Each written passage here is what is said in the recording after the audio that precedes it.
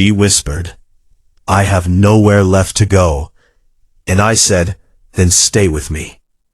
She stood on my front porch, just as the rain began to fall. Her hair was soaked, her hands trembled, and the small duffel bag at her feet looked like it held everything she had left.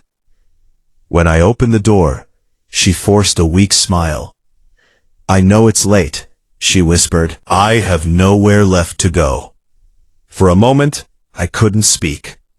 This was Emma, the woman I had quietly loved for years, the woman who had once chosen someone else. I stepped aside without thinking. "Then stay with me." She looked at me as if she wasn't sure she had heard correctly. "You don't even know what happened. You don't have to explain tonight." A tear rolled down her cheek. "Thank you." That single sentence changed both of our lives. Emma and I had known each other since college. She was kind, funny, and always cared more about everyone else than herself. We had been close friends, but I never told her how I felt. Then she met Daniel. He was confident, charming, and seemed perfect. She married him 2 years later. I attended the wedding with a smile that hid a broken heart. After that, we slowly lost touch. Life moved on. Or at least I thought it had. Now she was standing in my hallway, wearing borrowed clothes, while I made her a cup of hot tea. She wrapped both hands around the mug. I left him. I didn't interrupt. He wasn't the man everyone thought he was. She explained years of emotional control, constant criticism, isolation from friends. She kept hoping things would improve.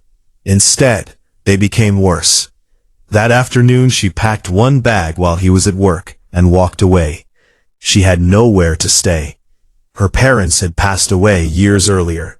Most of her friends had disappeared during the marriage. She finally remembered my address. "I almost didn't come. I'm glad you did." The first few days were quiet. I gave her the guest room. She insisted on paying rent. I refused. Instead, I asked her to help cook dinner once in a while. That made her laugh for the first time. "You always hated cooking." "I've improved." "You burned water in college." I said, "I've improved." She laughed harder. It felt good hearing that sound again. Little by little, the sadness in her eyes began to fade. She found a new job at a local bookstore. Every evening she came home with funny stories about customers. Sometimes we'd eat dinner together. Sometimes we'd watch old movies. Sometimes we'd simply sit on the porch, listening to the rain. There were no expectations, no pressure, just peace. One night she looked at me. I forgot what it feels like to feel safe. I didn't know what to say, so I simply answered, "You deserve to." Months passed. She smiled more. She slept through the night. She started painting again, something Daniel had always mocked. Soon my living room walls were filled with colorful landscapes. The house felt alive. So did I. But I kept my feelings to myself. She had been through enough. The last thing she needed was another complicated relationship. I was happy just seeing her heal. Everything changed one Saturday morning. There was a knock on the door. Daniel. He demanded to see Emma. I stepped outside before she could. "You need to leave. This doesn't concern you." "It does now." He laughed. "You think she's staying with you forever?" Before I could answer, Emma walked outside. She stood beside me. "I'm not coming back." His expression changed. "You'll regret this." "No." She looked directly into his eyes. "My only regret is not leaving sooner." For the first time, I saw confidence replace fear. Daniel realized he had lost control. Without another word, he turned around and drove away. Emma collapsed into tears. I held her until she stopped shaking. That evening, she apologized. "I'm sorry you got dragged into this. I'd do it again." She looked at me for a long moment. "Why?" The truth almost escaped. Instead, I smiled. "Because that's what friends do." She nodded, but I wasn't sure she believed me. Weeks later, we visited a small art festival. One of her paintings had been accepted. People actually wanted to buy it. She couldn't believe it.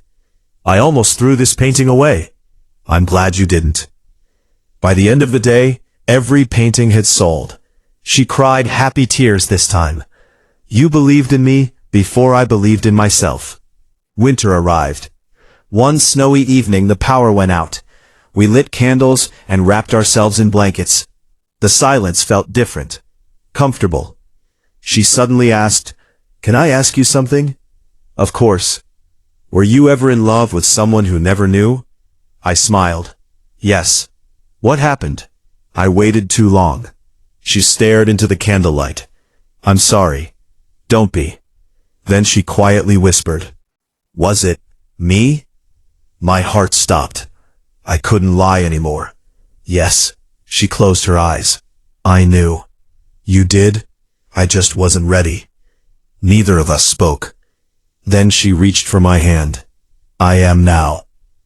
The months that followed were nothing like a fairy tale. Healing isn't perfect. Some days she still struggled with painful memories. Some nights anxiety returned, but she never faced them alone again.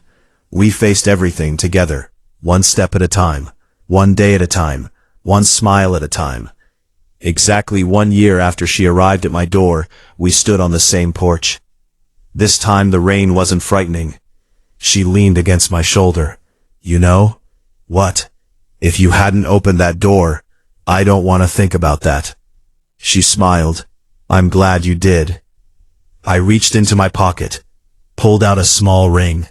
Nothing expensive, just simple, honest, just like us. She looked at me. You once said you had nowhere left to go. I remember. I hope you'll never have to say those words again. She was already crying before I finished. Will you marry me? She laughed through the tears. Yes.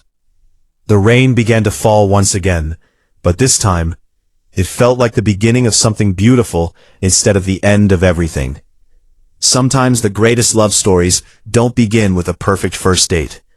Sometimes they begin with a quiet whisper. I have nowhere left to go. And someone answering, then stay with me.